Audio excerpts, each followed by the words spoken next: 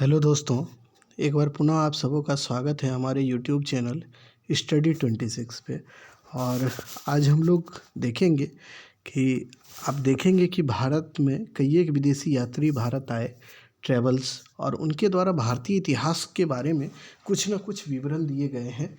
तो उसी कड़ी में हम लोग देख रहे थे कि भारत में आने वाले विदेशी यात्रियों के द्वारा भारत का किया गया विवरण या वर्णन। यहाँ से कई एक बार सवाल बड़ी एग्ज़ाम जब आप देख रहे होंगे, यूपीएससी हो या यूपीपीसीएस हो या फिर आप देखेंगे यूजीसी नेट, जो इतिहास से आप अगर कर रहे होंगे तो वहाँ लगातार इससे सवाल पूछे जाते हैं। और एक आध सवाल तो ऐसा रहता है कि आपको 5 विदेशी यात्री दे देंगे और उसमें बोलेंगे 1 2 3 4 करके क्रम से सजाइए कि कौन पहले, कौन बाद में, कौन अंत में।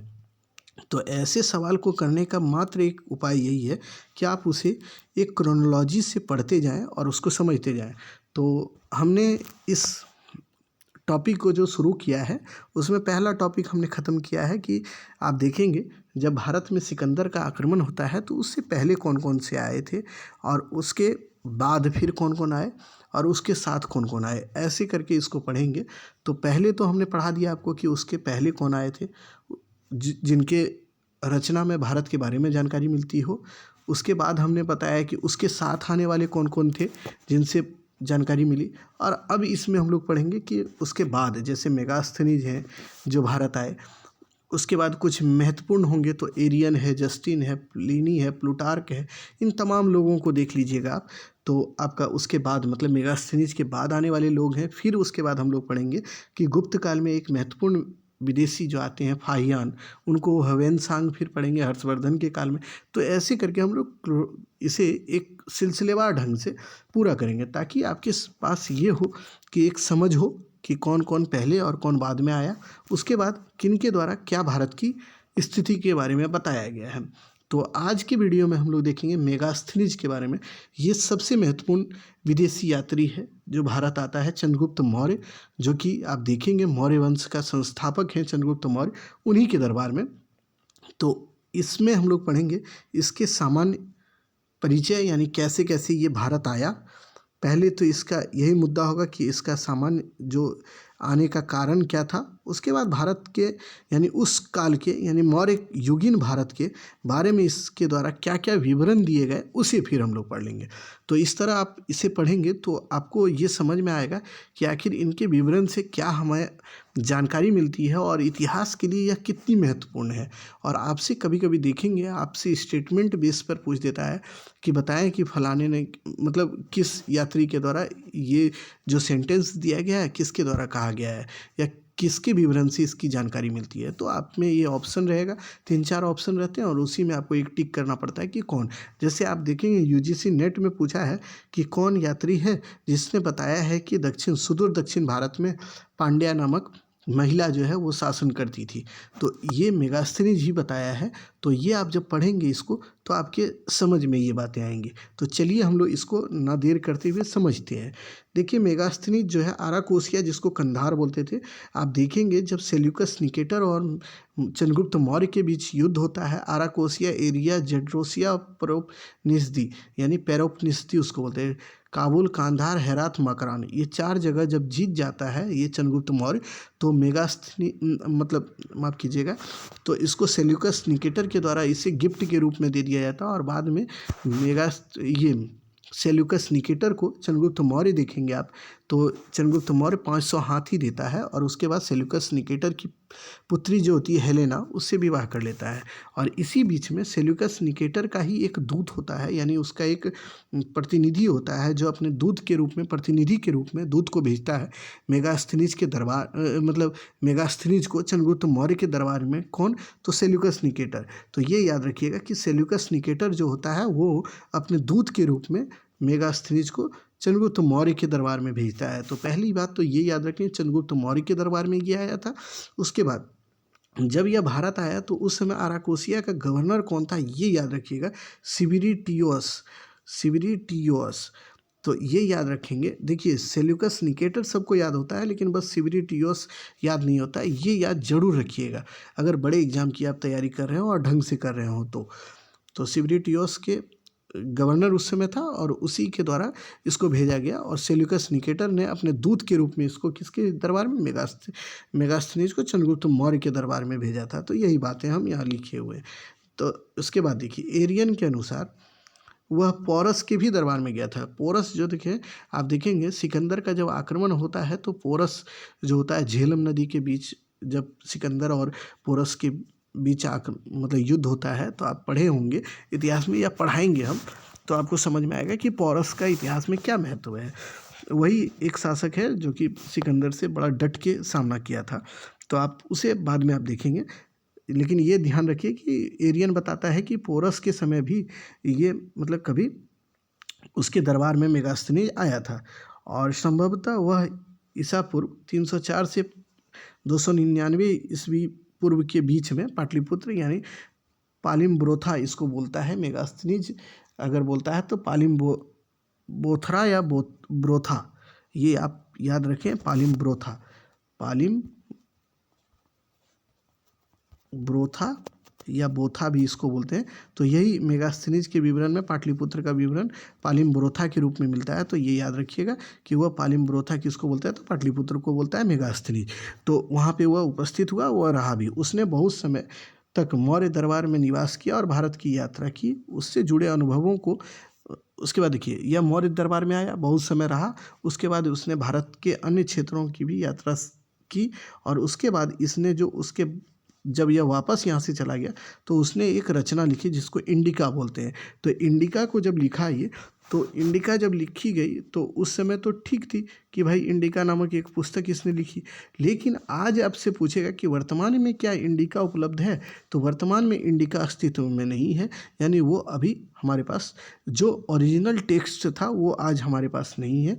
तो इंडिका जब लिखी गई थी तो उसके ही बारे में, यानी इंडिका से ही बातों को जो अन्य भी बाद में राइटर हुए उनके विवरण में जानकारी मिलती है। तो आपसे ये यूजीसी नेट में पूछा हुआ है सवाल, आप देखिएगा PYQ में कि यूजीसी नेट में पूछा हुआ है कि इंडिका की जानकारी कौन कौन सी पुस्तक में मिलती या कौन से राइटर की पुस्तक में मिलती है। तो ये आप याद रखेंगे, एकदम 7 राइटर हैं जिनकी विवरण में इंडिका यानी मेगास्थनीज की इंडिका के बारे में जानकारी मिलती है।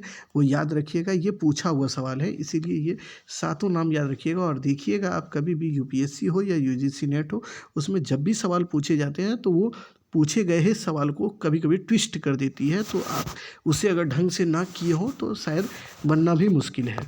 तो ये इसमें याद रखिए, जस्टिन, उसके बाद Arrian, Strabo, Diodorus, Pliny, Plutarch, Claudius Aelians, ये जो 7 नाम है इसे याद रखिए, Justin, Arrian, Strabo, Diodorus, Pliny, Plutarch, Claudius Aelians. इसी तरह 5 बार बोलिए, याद हो जाएगा। Justin, Arrian, Strabo, Diodorus, Pliny, Plutarch, Claudius Aelians, ये 7 जो राइटर हैं, इन्हीं की पुस्तक में मेगास्थनीज की भी जो इंडिका है उसके बारे में चर्चा है, यानी उसके अंश मिलते हैं। यानी इंडिका में जो लिखी हुई बातें हैं उसके साक्ष्य जो मिलते हैं वो यही 7 पुस्तक हैं, 7 राइटर हैं जिनके विवरण में मिलते हैं। जैसे कौन, Justin, Arrian, Strabo, Diodorus, Pliny, Plutarch, Claudius Aelians, ये 7 नाम आप जरूर याद रखिएगा, चूँकि यहाँ से सवाल पूछे गए हैं, आपको हमने बताया भी। अब देखिए इसमें कुछ और बातें समझिए। डॉक्टर स्वानबैक, ये 1846 में इन तमाम जो ये 7 जो राइटर हैं उनके विवरण से जो मेगास्थनीज की इंडिका के बारे में जानकारी मिलती है, उन सबों को एक, ये 7 जगह था, इसे एक जगह केंद्रित किया। तो वो केंद्रित यानी उसे एक रूप में लिखने का कार्य किसने किया, तो स्वानबैक जो थे उन्हें 1800, मैंने लिखा भी 1846 में। तो स्वानबैक ने क्या किया, 1846 में इन सभी उद्धरणों को एक साथ लिखा और उसे लिपिबद्ध कर दिया। और उसके बाद में आप देखिए 1891 में मैकक्रिंडल नामक एक विद्वान अलग होते हैं, मैकक्रिंडल, उन्होंने इसे संग्रहित किया और अंग्रेजी भाषा में इसका अनुवाद किया। तो आपसे पूछे कि अंग्रेजी भाषा में इसका अनुवाद कौन किया, तो मैकक्रिंडल ने किया। किसका, इंडिका का। तो आप ये याद रखिएगा। तो इंडिका की जानकारी कहाँ से मिलती है, तो ये जो इंडिका की मिलती है, जो इसके बारे में हमें जानकारी मिलती है कि मेगास्थनीज लिखा है, तो वो तो ओरिजिनल टेक्स्ट बुक तो है नहीं, तो उसके बारे में जो 7 लेखक हैं उसके विवरण में जानकारी इसकी मिलती है। तो कौन कौन? Justin, Arrian, Strabo, Diodorus, Pliny, Plutarch, Claudius Aelians. तो इतनी बातें आप समझ गए होंगे। मेरी आशा है कि आपको ये बातें समझ में आई होंगी। आगे अब देखिए मेगास्थनीज का भारत संबंधित विवरण क्या है। मेगास्थनीज बताता है कि भारत का आकार जो है समचतुर्भुजाकार है। यानी भारत का आकार जो है ना समचतुर्भुज के आकार में, समचतुर्भुज के आकार में वह भारत के आकार को बताता हुआ भारत की 58 नदियों के बारे में जानकारी देता है। उसमें गंगा को वह सबसे पवित्र नदी बताता है। और गंगा के बारे में कुछ उसके विवरण है तो वो समझ लीजिए आप। गंगा संबंधित उसके विवरण क्या है। गंगा को वह सिलौस नाम से पुकारता है या संबोधित करता है। इस नदी के जल के बारे में वह बताता है कि इसकी एक अद्भुत विशेषता यह है कि इसमें कोई भी चीज़ पल्लवित यानी कि प्रवाहित, पल्लवित एक तरह से आप बोलें कि वो मतलब ठहर नहीं सकता है, वो चलते रहता है। और ऐसे कोई भी चीज़ नहीं है जो तैर कर पार कर सके। यानी कोई व्यक्ति नहीं है, कोई भी आदमी नहीं है जो कि गंगा को तैर कर पार कर सके। वो गंगा की विशेषता बता रहा है और सिलौस नाम से वो गंगा को बता रहा है। और कुछ भी नहीं है जो उसे तैर कर पार कर सके। ये हो गया। इस जल से सूक्ष्म तथा वास्तविक संसार में कुछ भी नहीं है। यानी इस जल से ज़्यादा सूक्ष्म और वास्तविक, सूक्ष्म मतलब छोटा और वास्तविक मतलब कि रियल, कुछ भी नहीं है इस संसार में। ये गंगा की विशेषताओं को बताता है। तो 58 नदियों की चर्चा, गंगा की विशेषताओं की चर्चा, इसके अतिरिक्त यह भारत को समचतुर्भुजाकार बताता है। ये महत्वपूर्ण बातें इसके भारत से संबंधित हैं, तो ये आप ध्यान रखेंगे। उसके बाद आइए अब समझते हैं मेगास्थनीज का पाटलिपुत्र, जिसे वो पॉलीब्रोथा बोलता है। पॉलीब्रोथा आप रखेंगे याद नाम। पाली बोथा भी मिलता है कहीं कहीं नाम, अब ब्रोथा भी, तो आप दोनों याद रखिए। पाली ब्रोथा या बोथा, ये पाटलिपुत्र को बताता है और इसके बारे में वो चर्चा करता है। तो क्या करता है वो देखिए। मेगास्थनी बताता है कि पाटलिपुत्र को पूर्व भारत का सबसे बड़ा नगर बताता है। वो बोलता है कि पूर्वी भारत का सबसे बड़ा अगर नगर कोई था तो पाटलिपुत्र था, जो गंगा और सोन नदी के संगम पर। ये तो आपको पता भी होगा, अगर पाटलिपुत्र के इतिहास को पढ़े होंगे या जानते होंगे तो उसमें आप देखेंगे पाटलिपुत्र जो है वो गंगा और सोन नदी के संगम पर बसा हुआ है। यह 80 स्टेडियम लंबा और 15 स्टेडियम चौड़ा नगर है। इसके चारों तरफ गहरी खाई थी। ये बताता है कि भाई देखिए ये 80 स्टेडियम चौड़ा, इसकी चौड़ाई कितनी है? 80 स्टेडियम, यानी लंबाई इसकी 80 स्टेडिया जो है, स्टेडिया या स्टेडियम भी आप देखेंगे कहीं कहीं चर्चा ही इसकी है, तो इसलिए हम बोल रहे हैं स्टेडियम भी। तो स्टेडिया जो है 80 स्टेडिया लंबा है ये और 15 स्टेडिया चौड़ा है ये नगर। और इसके चारों तरफ खाई है, नगर के चारों तरफ दीवार है जिसमें 64 तोरण और 570 बुर्ज हैं। ये देखिए संख्याएं याद नहीं रहेंगी, लेकिन आपसे आप देखिएगा कभी पैसेज रूप में दे दे और बोले कि भाई मेगास्थनीज के बारे जो ये चर्चा किया है पालिम्ब्रोथा या पाटलिपुत्र का, ये चर्चा कौन किया है, इतना ही मान लीजिए कि आपसे पूछ दे कि पाटलिपुत्र के विवरण करते हुए कोई जो विदेशी यात्री हैं वो करते हैं कि ये 80 स्टेडियम चौड़ा है, मतलब लंबा है और 15 स्टेडियम चौड़ा है, तो ये विवरण किन के द्वारा किया गया? तो आपसे फाहियान है, ह्वेनसांग है, मेगास्थनीज है, 4-5 नाम, प्लिनी दे दे, ये 4-5 नाम दे दे और बोले कि कौन बोलता है तो बताइए। तो आप इसे याद रखिएगा कि वो मेगास्थनीज आपको करके आना है। नगर के मध्य स्थित चंद्रगुप्त मौर्य के विशाल जो है राजप्रसाद, यानी उसके भवन की भी चर्चा इसमें की गई है। वो बताता है कि जो पाटलिपुत्र नगर है उसके बीच में ही जो है चंद्रगुप्त मौर्य का एक विशाल राजप्रसाद था, यानी उसका भवन था, राजभवन था। अब देखिए मेगास्थनीज के विवरण से भारत की आर्थिक स्थिति के बारे में क्या पता चलता है। वह बताता है मेगास्थनीज कि गेहूं और जौ भारत की प्रमुख फसलें उस समय की थी। यानी इसको चाव से लोग मतलब इच्छा से उसका उत्पादन करते थे। वर्ष में 2 बार फसल उगाए जाते थे। ठीक है, भारत में एक तरफ युद्ध हो रहा होता था और दूसरी तरफ किसान खेती कर रहे होते। लेकिन ये एक विशेषता ये ज़रूर बता देता है कि भाई देखिए एक तरफ युद्ध हो रहा है, एक तरफ किसान खेती भी कर रहे हैं, बट यहाँ पे एक बात ये बताता है कि भाई युद्ध करते हुए ना तो सैनिक किसान को कोई हानि पहुँचाते थे और ना ही किसान सैनिक को हानि पहुँचाते थे। यानी एक तरफ युद्ध हो रहा है, एक तरफ कृषि भी कार्य हो रहा है और ना ही किसी के फसल को नुकसान पहुंचाया जाता था। ये बात मेगास्थनीज बताता है, तो ये ध्यान रखेंगे आप। अब देखिए मेगास्थनीज की राजनीति, भारत की राजनीति की स्थिति कैसी थी उस समय, उसके बारे में भी भारत के बारे में ये बताते हैं मेगास्थनीज। तो देखिए मेगास्थनीज बोलता है कि यहाँ कुल 153 राजाओं का शासन चल रहा था, जिसमें से सुदूर दक्षिण भारत में वो बताता है कि पांड्य देश का एक उल्लेख करता है, बोलता है कि पांड्य देश था, वहाँ पे पांड्या नामक जो महिला शासन कर रही थी वो हेराक्लीज। हेराक्लीज कौन, इसको आप देखेंगे, हेराक्लीज जो ईश्वर के ही रूप के मतलब आप देखेंगे बाद में जब हम आपको पढ़ाएंगे, तो ईश्वर का ही एक नाम है हेराक्लीज जो है। वो आज जो हम लोग जानते हैं भगवान श्री कृष्ण को, उसको हेराक्लीज बोलता है वो मेगास्थनीय, बोलता है कि हेराक्लीज की वो पुत्री थी कौन, पांड्या, जो पांड्य देश की शासिका थी और वो शासन कर रही थी। तो आपसे ये पूछा गया है कौन ऐसा विदेशी यात्री है जिसने अपने विवरण में ये बताया है कि हेराक्लीज की पुत्री पांड्या नामक शासिका जो भारत में शासन कर रही थी जब वह भारत आया था, तो वह मेगास्थनीज है जो इसकी चर्चा करता है। तो ये आप ध्यान रखेंगे। पांड्य राज्य के बारे में वो बताता है कि वो 365 गांव का एक समूह था, यानी मतलब 365 गांव उसके अंदर आते थे जो वहाँ से शासन व्यवस्था चल रही थी, और प्रत्येक गांव को प्रतिदिन अपने राजकोष में, यानी उस राजा के पास, यानी पांड्या के पास पैसा भेजना पड़ता था, यानी अपने राजकोष में, मतलब उस राजा को निश्चित कर देना पड़ता था, यानी पैसा टैक्स देना पड़ता था।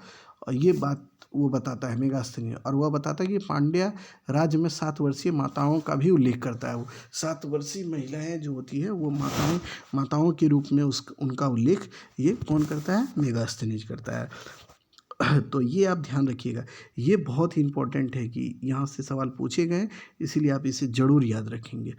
चलिए अगले अवधि में समझते हैं कि मेगास्थनीज के विवरण से हमें तत्कालीन भारत की क्या जो स्थिति थी उसके बारे में क्या आखिर चर्चा मिलती है या पता चलता है, उसे अब देखिए। मेगास्थनीज के विवरण से मौर्य सम्राट की कर्मठता और कार्यकुशलता की सूचना मिलती है, यानी उस समय का जो मौर्य शासक था वो काफ़ी कर्मठ, अपने कार्य में लगनशील था और कुशल था। कार्यकुशल मतलब कि वो उस कार्य को करने में निपुण हो, इसी को कुशल बोलते हैं। तो वो बोलता है कि भाई देखिए, वो कर्मठ, अपने कार्य करने के लिए एकदम निश्चित रूप से वो कह सकते हैं ना कि आप लगा हुआ रहता था, तो ऐसा ही मौर्य सम्राट था। और वो बताता है कि राजा सदा प्रजा के आवेदन हो, यानी कोई आवेदन और निवेदन जब करता है तो उसका मतलब ये होता है कि मान लीजिए उसको, आप प्रजा है, आपको किसी प्रकार की कठिनाई है, तो आप अपने राजा को उसके बारे में बताएंगे, अवगत कराएंगे कि महाराज हमें ये समस्या है। तो ऐसी जो आवेदन उसके पास जाते थे उसके बारे में वो सुनता था। ये नहीं था कि उसके समय मतलब कोई अपना परेशानी को ना व्यक्त कर सके। तो ये किसके बारे में बोलता है, तो मौर्यकालीन शासकों के बारे में। तो मौर्यकालीन किसके, तो चंद्रगुप्त मौर्य के बारे में, चूँकि वो चंद्रगुप्त मौर्य के दरबार में आया। इसमें जितनी भी बातें होंगी अधिकांशतः चंद्रगुप्त मौर्य से रिलेट होंगी, इसलिए इसे ध्यान रखिएगा। उसके बाद भारतवासी अन्य लोगों पर कभी आक्रमण नहीं करते और न ही अन्य लोग भारत पर आक्रमण करते। ये बताता है कि भारतीय लोग जो हैं भाई वो सीधे साधे हैं, अपने कार्य से मतलब रखते हैं। आज भी हम किसी के ऊपर आक्रमण पहले नहीं करते, हमारे ऊपर जब आक्रमण होता है तो हम लोग उसको जवाब के लिए उसे जवाब देने के लिए हम लोग आक्रमण फिर पुनः करते हैं। तो यही बात ये मेगास्थनीज बताता है, जो नई बात नहीं है, आज भी हमारे देश में यही परंपराएं चली आ रही हैं। दंड विधान काफ़ी कठोर था उस समय का। उसके बाद बताता है अपराध बहुत ही कम होते थे, सामान्य लोग घरों में ताला तक नहीं लगाते। अपराध इतना कम होता था कि लोगों को ये बात का भय नहीं था कि उसके घर से कोई संपत्ति या सामान जो चोरी हो जाएगा, बल्कि बिना भयभीत हुए बिना घर में ताला लगाए आराम से जीवन जीते थे। वो कहता है कि लोग घर में ताला नहीं लगाते थे तथा संपत्ति की रखवाली नहीं करते थे, यानी संपत्ति का भी डर नहीं था कि संपत्ति कोई ले जाएगा, ऐसा कुछ नहीं था। और आज के समय में देखिए, इतनी प्रशासन, इतनी पुलिस व्यवस्था, इतना अच्छा एडमिनिस्ट्रेशन होने के बावजूद आज हमारे समाज के हर एक लोगों को ये डर होता है कि उनकी संपत्ति कोई ले, उनकी संपत्ति उनसे छीन ना ले। लेकिन उस समय की व्यवस्था देखिए कितनी अच्छी थी। उस समय के शासक के बारे में ये विदेशी होते हुए बोल रहा है कि ये अपने विवरण में बता रहा है कि भारत की स्थिति इतनी अच्छी है कि यहाँ पे लोग ताला भी नहीं लगाते, उन्हें संपत्ति का भी भय नहीं है, उनकी संपत्ति को भी कोई छूता नहीं है। वे बताता है कि यज्ञ आदि अवसरों को छोड़कर मदिरा का सेवन यहाँ के लोग नहीं, यानी जब यज्ञ अनुष्ठान होता था तभी मदिरा का सेवन यहाँ के लोग करते थे, अन्यथा यहाँ के लोग मदिरा का भी सेवन नहीं करते थे। तो ये मेगास्थनीज के विवरण से पता चलता है। लेकिन उसके कुछ विवरण ऐसे भी हैं, जैसे इतने विवरण जो हम बताए ये सही, मतलब अन्य स्रोतों से भी पता चलता है कि ये सही है, लेकिन और भी कुछ विवरण है जिससे ये पता चलता है, अन्य स्रोत से भी ये पता चलता है कि भाई देखिए ये जो विवरण दे रहा है वो सही नहीं है।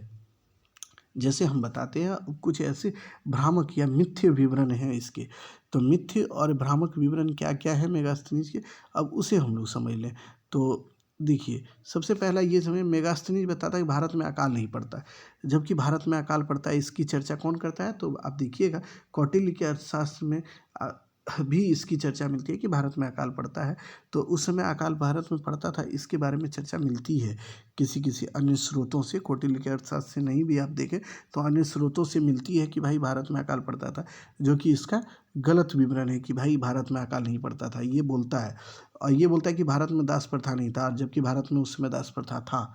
इसके भी विवरण कई एक जगह मिले हैं। जब हम आपको धीरे धीरे इतिहास की अन्य कड़ियों से परिचय आपको देते जाएंगे तो आप समझते जाएंगे कि कहाँ क्या है और क्या नहीं है। भारतीयों को लेखन कला का ज्ञान नहीं था, ये मेगास्थनीज बोलता है। बट आप देखेंगे कार्टियस जैसा जो बाद में कार्टियस आता है और वो बताता है कि भाई देखिए, कार्टियस बोलता है कि भारतीयों को लेखन कला का जानकारी था, और भारतीय जो है पेड़ के छाल को लिखने में यूज करते थे। यानी पेड़ का जो छाल होता है आगे का परत जिसे हम लोग देखते हैं, उसके ऊपर लिखते थे भारतीय। ये बोलता है कि भाई भारतीयों को तो लिखने का जानकारी था ही नहीं। ये बताता है कि भारत में चींटियाँ जो हैं वो स्वर्ण खनन करती हैं, यानी सोने को खोदती हैं खादान से, तथा उसकी चीता जो है वो चीते के मतलब उसकी त्वचा मतलब स्किन का कलर जो होता है वो चीते के स्किन के कलर के समान होती थी। ये मेगास्थनीज के विवरण से पता चलता है, जो कि आज भी आप सोचेंगे तो ये तर्कगत लगता भी नहीं है। भारतीय ना तो सूद लेना जानते थे और ना ही सूद पर धन देना जानते थे, यानी महाजनी व्यवस्था का यहाँ पूर्ण अभाव था। ये मेगास्थनीज के विवरण से मिलता है। लेकिन इसे अगर काटना हो तो यहाँ आप लिखेंगे कौटिल्य के विवरण से महाजनी व्यवस्था की जानकारी हमें मिलती है। कौटिल्य महाजनी व्यवस्था के बारे में हमें जानकारी देता है। भारतवासी कभी अपने देश से बाहर नहीं गए, ये मेगास्थनीज के विवरण से जानकारी मिलती है। उसके बाद वो बताता है कुछ मनुष्य के कान इतने बड़े होते कि उसमें आराम से सोया जा सके। अब देखिए वो किसका कान देखा था, मनुष्य का देखा था या जानवर का देखा था, ये तो पता नहीं। हो सकता है वो हाथी का कान देखा होगा और बोल दिया कि भाई मनुष्य के, उसे लगा होगा कि मनुष्य ही है, और वो बोलता है कि भाई देखिए मनुष्य के इतने बड़े बड़े कान हैं कि उसमें आराम से आदमी जाके सो सकता है। तो अब देखिए ये तो भ्रामक ही लगता है, यानी ये काल्पनिक ही लग सकता है। अगर ऐसा होता भी होगा तो पता नहीं, लेकिन इतिहासकारों का मानना है कि ये ऐसा नहीं होता होगा। ये एक तरह से भ्रामक विवरण है इसका। ये बोलता है कि ऐसे ही लोग हैं जिनके मुख नहीं है, नाक नहीं है, या केवल एक आँखें हैं। मतलब वो कहता है कि समाज में ऐसे भी कुछ लोग हैं जिनके तो ना तो मुख है ना तो नाक है, केवल एक आँख ही है उसको। कुछ के मकड़ी के समान पाँव है जिसकी उंगलियां पीछे मुड़ी हुई है। वो बताता है कि भाई कुछ का पाँव जो है वो मकड़ी के समान है और उसकी उंगली जो है पीछे के समान पीछे होती थी। वह सारस तथा 3 अंगुल कद वाले बोनों के युद्ध का वर्णन वर्णन करता है। यानी 3 अंगुल की ही हाइट वाला बोना जो होता है उसकी उसके द्वारा किए जाने वाले युद्ध का वर्णन ये कौन करता है, मेगास्थनीज करता है। वह पान नामक सिंह वाले देवों का वर्णन करता है, तथा वह यह भी वर्णन करता है ऐसे भी सांप हुए के विषय में लिखता है जो हिरण और बेल को सीधा खा जाता था। इतना बड़ा बड़ा सांप होता, हो सकता है अजगर उजगर होगा उस समय, बड़ा बड़ा अजगर जो कि डायरेक्ट सभी जानवरों को खा जाता होगा।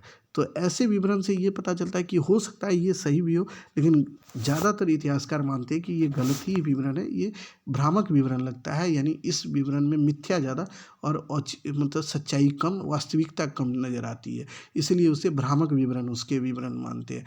देखिए कोई भी व्यक्ति भारत जब आएगा तो ये ज़रूरी नहीं है कि वो सारी बातें अनुकूल ही बताए, कुछ प्रतिकूल बातें भी होंगी, क्योंकि वह अपने दृष्टि से जितना इस समाज को समझा होगा उस दृष्टि से उसने अपने इतिहास को लिखा और उसे रखा। और उसे जब हम लोग पढ़ रहे हैं तो कभी हम लोगों को ये लगता है कि हो सकता है भाई ये उसकी भूल रही हो, यानी उसकी समझ में ये लगा हो कि वो आदमी ही समझा हो, हाथी को भी वो आदमी समझ लिया हो और बोल दे कि इतना बड़ा कान था कि उसमें आदमी सो भी सकता है। तो ऐसा लग सकता है, और ऐसा ही विवरण कुछ इसका था भी, जो कि हमने बताया आपको।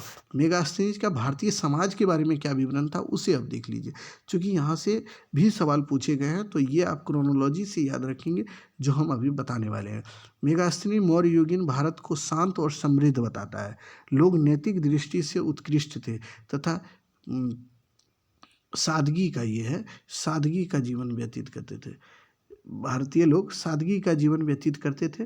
भारतीय साहसी भी तथा सत्यवादी होते थे, यानी वो सच बोलते थे और साहसी भी थे, लड़ाई झगड़े में भी एकदम माहिर थे, इसमें भी कोई दिक्कत नहीं था। उनकी वेशभूषा सादी होती थी, यानी सामान्य होती थी। भारतीय समाज के बारे में ये 7 वर्गों में भारतीय समाज को बांटता है। तो वो 7 वर्ग कौन कौन है वो देखिए। सबसे पहला दार्शनिक, किसान, पशुपालक, कारीगर, सैनिक, निरीक्षक, सभासद। ये 7 वर्ग जो हैं इसे क्रोनोलॉजी से याद रखेंगे आप कि 7 वर्ग में बांटता है। तो कौन कौन, सबसे पहला कौन, दूसरा कौन, तीसरा कौन, सातवां कौन, ऐसे करके। तो ये क्रम है, इसे याद जरूर रखेंगे। दार्शनिक, किसान, पशुपालक, कारीगर, सैनिक, निरीक्षक, सभासद, ये 7 वर्ग हैं जिसके बारे में वो मेगास्थनीज चर्चा अपनी रचनाओं में करता है, जो भारतीय समाज को बांटता है। तो चलिए अगले इस प्रकार हम कह सकते हैं मेगास्थनीज के विवरण से मौर्यकालीन सामाजिक, आर्थिक, धार्मिक, राजनीतिक स्थिति का पता चलता है। तो चलिए इस तरह हमने आज कोशिश किया कि मेगास्थनीज जो एक बहुत अच्छा टॉपिक है, बहुत शानदार टॉपिक है, इसे आप समझ गए होंगे, ताकि आपसे जो भी सवाल इससे संबंधित पूछे जाएंगे, इससे बाहर संभव नहीं है कि पूछे जाएंगे। अगर पूछे जाते हैं तो फिर मतलब अगर आपसे नहीं बन रहा है तो और किसी से भी नहीं बनेगा, आप निश्चिंत रहें। और इतना ही है इसमें फैक्ट बेसिस पे, उसके द्वारा समाज का विवरण क्या था, धर्म का क्या था, आर्थिक स्थिति का क्या था, भारतीय उस समय की प्रशासनिक व्यवस्था का क्या था, उसके विवरण से क्या मिथ्य बातें हैं या मतलब क्या गलत भी जानकारी मिलती है, ये तमाम चीज़ें इससे संबंधित है। और कुछ फैक्ट हैं इसमें, जैसे उसके विवरण के बारे में कौन कौन सी बाद के जो आने वाले यात्री हुए उनके विवरण में उसके विवरण का जानकारी मिलता है उसे। और फिर भारतीय समाज को 7 वर्गों में बांटता है, तो वो कौन पहला है, कौन दूसरा है, कौन तीसरा है, ऐसे आपसे पूछे जाते हैं सवाल। इसीलिए आप इन्हें आराम से उस तरीके से ही याद कीजिए जैसे हमने बताया आपको। और अगर आपको वीडियो पसंद आए तो प्लीज़ मेरे चैनल को लाइक और सब्सक्राइब मेरे चैनल को कीजिए। और अन्य जो इतिहास के छात्र हैं या अन्य जो परीक्षाओं की तैयारी कर रहे हैं उनके पास ज़रूर मेरे वीडियो को शेयर कीजिए। चलिए फिर मिलते हैं अगले वीडियो में, तब तक के लिए धन्यवाद।